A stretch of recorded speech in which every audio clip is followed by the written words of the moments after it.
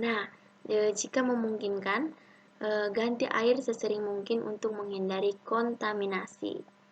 Selanjutnya saya menjelaskan ke-11 alat, yaitu spatula stainless. Nah, spatula di sini mungkin sudah tidak asing lagi kita dengar. Spatula ini walau fungsinya itu kalau di dalam dapur itu untuk membalikkan makanan. Namun beda halnya dengan eh, di dalam kimia. Nah, fungsinya di sini untuk mengambil bahan kimia tentunya, baik padat maupun serbuk pada saat akan ditimbang. Nah, akan tetapi fungsi ini lebih disarankan menggunakan bahan pengaduk yang lebih bersifat inter terhadap berbagai jenis larutan. Dengan demikian, tidak akan terjadi reaksi antar pengaduk dengan larutan yang diaduk tersebut. Cara penggunaannya di sini juga ada terbagi atas dua, yaitu spatula politena dan juga spatula Necker. Dan saya sudah mencantumkan cara penggunaannya masing-masing. Lanjut saja pada pembahasan yang ke-12, ada lampu spiritus dari logam.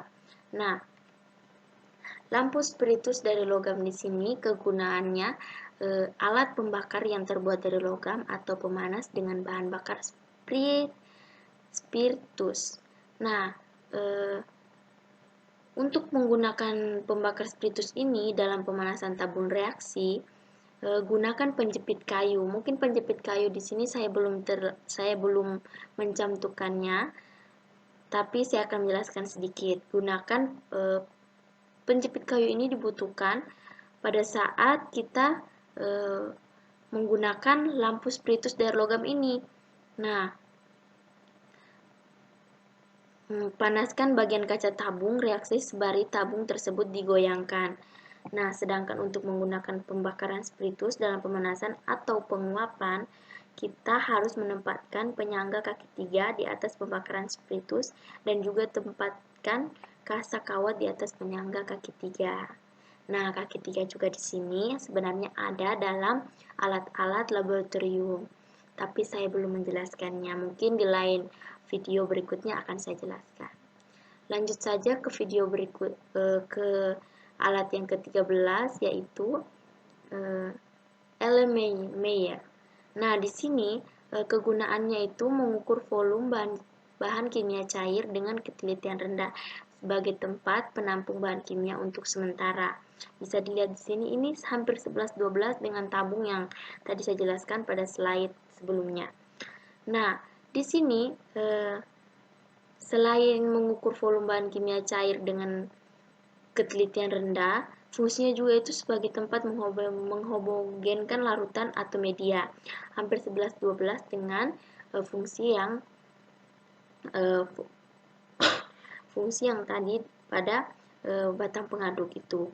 Nah, juga sebagai tempat menyimpan media pada pengujian mikro, digunakan untuk menampung titiran pada saat tetrasi, tempat menyimpan media pada analisis mikrobiologi.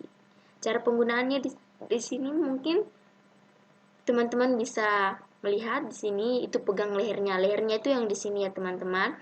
Terus disuruh diguncangkan dengan perlahan supaya tidak tumpah dan mengenai tangan kalau memang misalkan larutannya itu bersifat keras. Lanjut saja pada alat berikutnya yang ke-14. Nah, yang ke-14 di sini ada cawan porselin. Nah, mungkin sudah tidak asing lagi cawan porselin ini. Nah, kegunaannya sendiri itu yang seperti kita tahu, yaitu tempat mengarahkan bahan yang kemudian sekaligus tempat untuk menggabungkan bahan, menguapkan bahan dengan cara dipanaskan, baik pemanasan langsung maupun tidak langsung.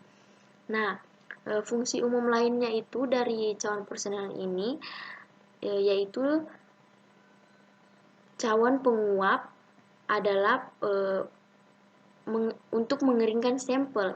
Nah, untuk mengeringkan sampel, cara penggunaannya juga sangat praktis, yaitu ketika basah, kita tinggal membersihkan setiap pemakaian agar tidak mengkontaminasi.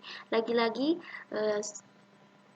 bersihkan di sini pada setiap, sebenarnya membersihkan alat-alat itu penting supaya tidak terkontaminasi larutan berikutnya. Mungkin itu sebenarnya penggunaan dari 13 alat-alat yang sudah saya sampaikan terlebih dahulu.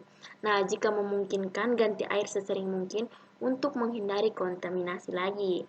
Nah, yang terakhir di sini saya menjelaskan neraca analitik. Nah, neraca analitik di sini kegunaannya menimbang alat, bahan, dan ketelitian. 0,001 gram dan kapasitas maksimal 210 gram. Nah, cara penggunaannya di sini itu juga tidak terlalu rumit, yaitu buka pintu timbangan. Nah, di sini buka pintu timbangan ini, terus letakkan objek ini secara hati-hati. Nah, tutup pintu timbangan yang tadi sempat kita buka dan tunggu hingga layar menunjukkan angka yang stabil. Lalu kita mencatat berat objek yang akan ditimbang. Nah, di sini juga saya akan menekankan jika kita ingin melakukan TR untuk alas yang kita gunakan untuk menimbangnya, sebaiknya letakkan alas atau wadah di atas pan timbang, tutup pintu timbangan dan tutup hingga angka di layar menjadi stabil. Nah, tekan tombol TR, biarkan angka di layar stabil 0,00010 gram.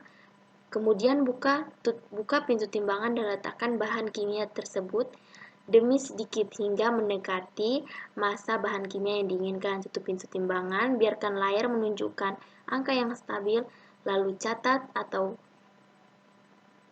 tuliskan berat yang muncul di layar.